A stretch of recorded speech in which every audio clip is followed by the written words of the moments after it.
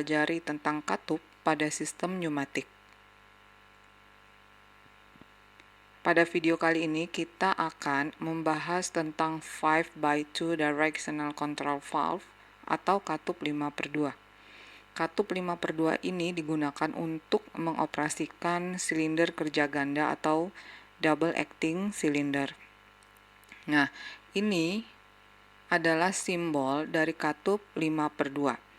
Disebut katup 5/2 karena memiliki 5 saluran atau port, ya, yang ini 1, 2, 3, 4, dan 5.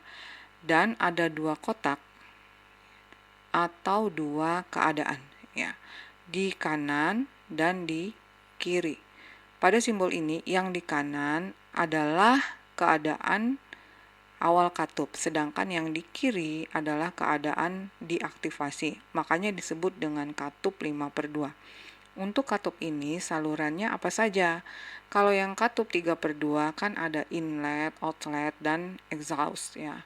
Nah, untuk katup 5/2 sebenarnya sama saja. Pada double acting cylinder kan ada 2 saluran udara, ya. Oleh karena itu, katup 5/2 pun memiliki 2 saluran outlet, yaitu saluran masuk ke silindernya yang nomor 2 dan nomor 4, ya. Karena ada 2 saluran outlet, maka saluran pembuangan udara yang tak terpakainya pun ada 2, yaitu nomor 3 dan nomor 5. Ya, kemudian yang nomor 1 ini adalah saluran atau port masuknya udara yang terkompresi, ya. Pada katup 5/2 bisa dipasang saklar di bagian kanan dan kirinya. Jenis saklarnya tergantung yang dipakai pada katup. Ya, kalau di simbol ini di bagian kanan dan kiri ada saklar push button, ya, yang artinya apabila saklar yang sebelah kanan ditekan, maka piston silinder akan bergerak atau bergeser. Begitu juga kalau saklar yang kiri, ya, ditekan akan bergerak ke arah sebaliknya.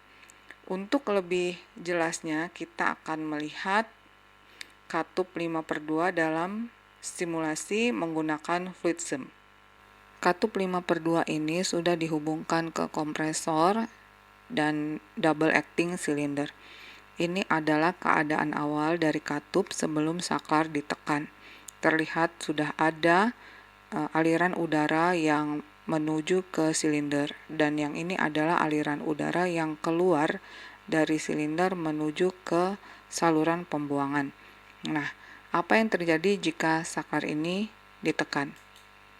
Ya, terlihat piston silinder bergerak ke arah kanan dan terjadi perpindahan dari bagian kanan katup ke bagian kiri katup, di mana di sini terlihat ada aliran udara yang masuk ke silinder, dan yang ini adalah aliran udara yang keluar dari silinder menuju ke saluran pembuangan.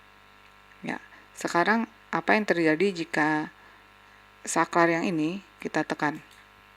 Ya, silinder bergerak ke kiri, dan ini adalah keadaan awal dari katup 5/2. Penggunaan katup tergantung dari rangkaian sistem yang akan kita pakai, sehingga bisa saja saklar yang ada di bagian kanan ataupun di bagian kiri, ya, berbeda dari contoh yang barusan kita lihat ini. Nah, demikian tadi cara kerja katup 5/2. Lalu apa kelebihan dan kekurangan sistem pneumatik? Kelebihannya, energinya mudah diperoleh karena berasal dari udara yang terkompresi. Udara yang terkompresi atau yang bertekanan mudah dipindah-pindahkan pada sistem perpipaan. Tidak banyak berpengaruh terhadap perubahan temperatur. Sistem pneumatik tidak menggunakan pelumas secara berlebihan seperti pada sistem hidrolik, maka sistem ini lebih bersih dan tidak mudah terbakar. Udara yang bertekanan dapat menghasilkan gerakan yang cepat dan responsif, dan dapat menghasilkan gerakan translasi secara langsung. Sistem pneumatik tidak memerlukan reservoir khusus karena tidak kotor dan tidak mudah terbakar, sehingga tidak memerlukan tempat khusus. Kekurangan dari sistem pneumatik adalah udara yang bertekanan susah untuk diatur agar presisi. Daya yang dihasilkan relatif kecil. Sistem ini membutuhkan investasi awal yang cukup besar untuk pengadaannya jika dibandingkan menggunakan motor listrik. Lalu, yang terakhir, udara yang bertekanan ketika dilepas ke atmosfer mengeluarkan suara yang berisik dan dapat mengandung minyak pelumas yang tercampur untuk keperluan pelumasan.